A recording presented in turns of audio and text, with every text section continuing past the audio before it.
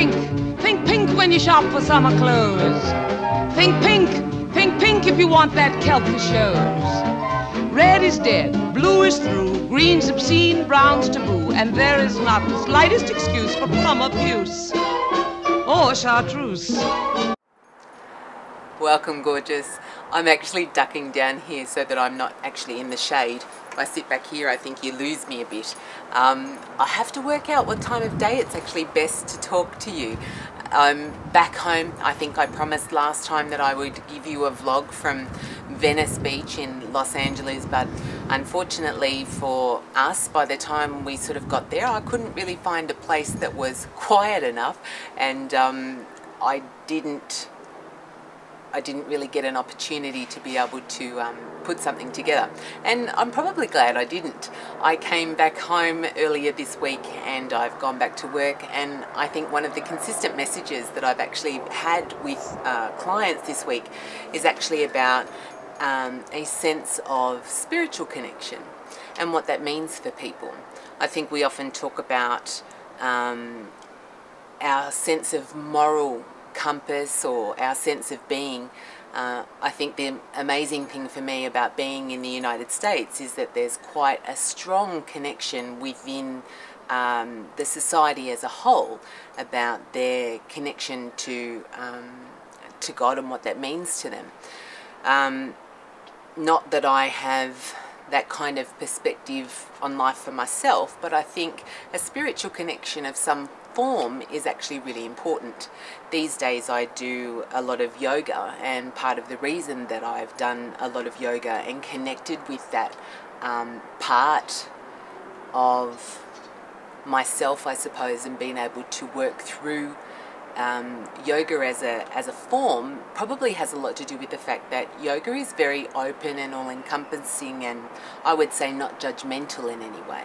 It's almost like it doesn't really matter what you believe in, that you can still front up and do yoga and focus on whatever sense of higher power you may believe in.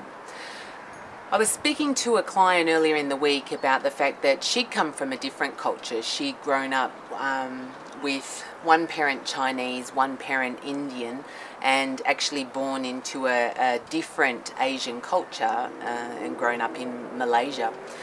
What was interesting about that is that all of those cultures have permeated within them a sense of spiritual connection that's almost part of their day-to-day lives.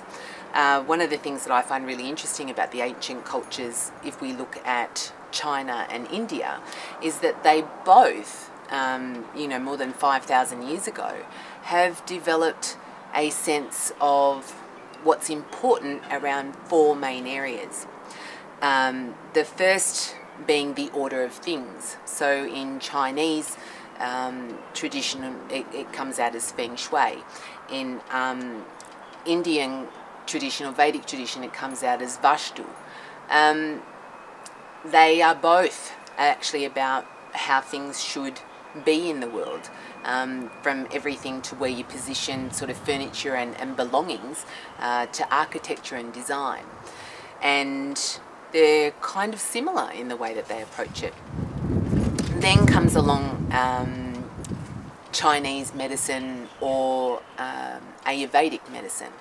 And again, similar things, understanding that the body has within it some central,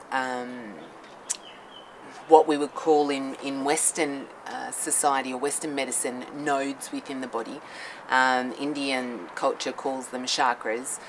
Chinese call them meridians. In fact, meridians intertwine around the chakras, but energy centers within the body. And one of the things that I know when I'm working with clients who've had traumatic injury, it manifests usually in the body, in the same space that's related to that chakra or meridian area that it's linked to, as according to how the texts talk about it.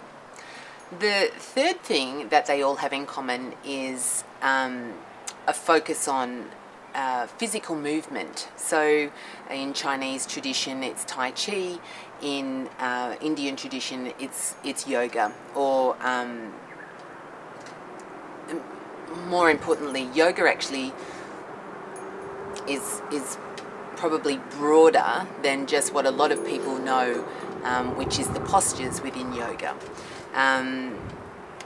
There is a lot more to broader yoga pursuit than just about physical postures, but what's been incorporated into Western society a lot is more about the physical components of yoga itself, and breathing techniques, some of the meditation components, those sorts of things. Tai Chi has within it some meditation sort of components about the way things need to be done and the breathing that's associated with it as well. And then the last one is actually about looking at your birth chart or the astrology around what happened or what impact your time of birth actually has on how you develop as a person, as an individual, and your personality. And so we've got traditional Chinese horoscopes, and on the Indian side you've got Vedic astrology. I find it really fascinating that we have these two ancient cultures that actually have developed these same 4 areas as being of primary importance to how we manage as human beings and as individuals within a culture.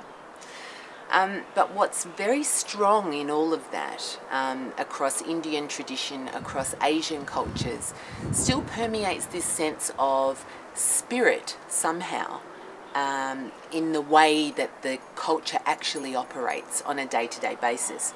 And I experienced this quite notably when I was in Bali last Christmas, that the Balinese just traditionally seem to incorporate a whole lot of spiritual rituals within their daily routines. They do daily offerings of flowers and incense that are burnt outside the room, and it's very normal to do so. There's also a lot of traditional kind of meeting times where the whole community comes together. I think it's one of the things that we really haven't picked up in Western culture, and in particular, being Australian, one of the things that I noticed that's vastly different between a country like Australia and a country like the US is that the US still have permeated within their whole culture a sense of higher power, a sense of, you know, in God we trust, a sense that somewhere out there there's a moral basis or a next level of being, and that there's an obligation or a moral position around that.